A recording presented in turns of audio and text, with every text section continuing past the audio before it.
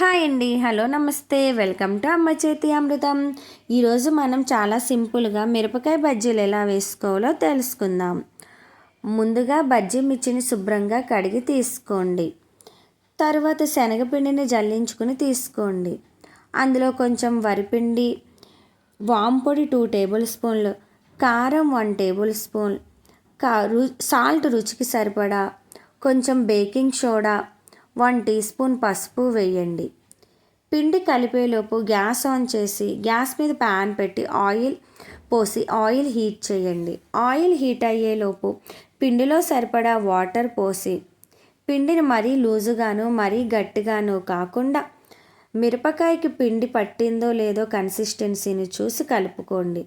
తర్వాత నేను చూపించినట్లు ఇలా పిండి కలుపుకోండి. ఇప్పుడు బజ్జీ మిర్చి తీసుకుని నిలువుగా మధ్యకి చాకుతో పొడవండి. ఇప్పుడు అందులో మిర్చి లోపల మీరు ఏమీ స్టఫ్ పెట్టనవసరం లేదు. ఆయిల్ హీట్ అయ్యాక డైరెక్ట్గా పిండిలో వేసి మిరపకాయను పిండిలో ముంచి మిరపకాయను చివరన పట్టుకుని బౌల్కి ఒకవైపు పిండిని గీకండి. ఇలా చేయటం వల్ల మిరపకాయ అనేది ఒకవైపు కనిపిస్తూ ఉంటుంది.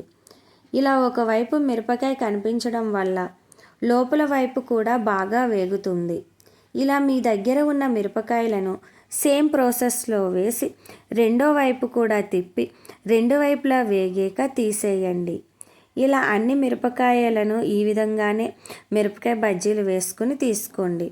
ఇప్పుడు బజ్జీలోకి స్టఫింగ్ కోసం కార్న్ఫ్లేక్స్ని ఆయిల్లో వేసి వేయించుకొని తీసుకోండి. తర్వాత పల్లీలను కూడా వేసి వేయించుకుని ఒక ప్లేట్లోకి తీసుకోండి.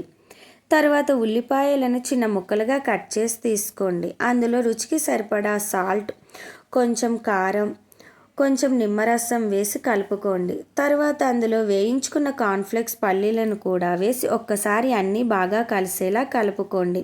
ఇప్పుడు ఒక బజ్జీని తీసుకుని మధ్యకి చాకుతో నిలువుగా కొంచెం కోసి తర్వాత అందులో కలుపుకున్న స్టఫింగ్ పెడితే అబ్బా చాలా టేస్ట్గా ఉంటుంది. ఒక్కసారి మీరు కూడా ట్రై చేసి బజ్జీ మిర్చి ఎలా వచ్చాయో కామెంట్ చేయండి. Thank you, bye.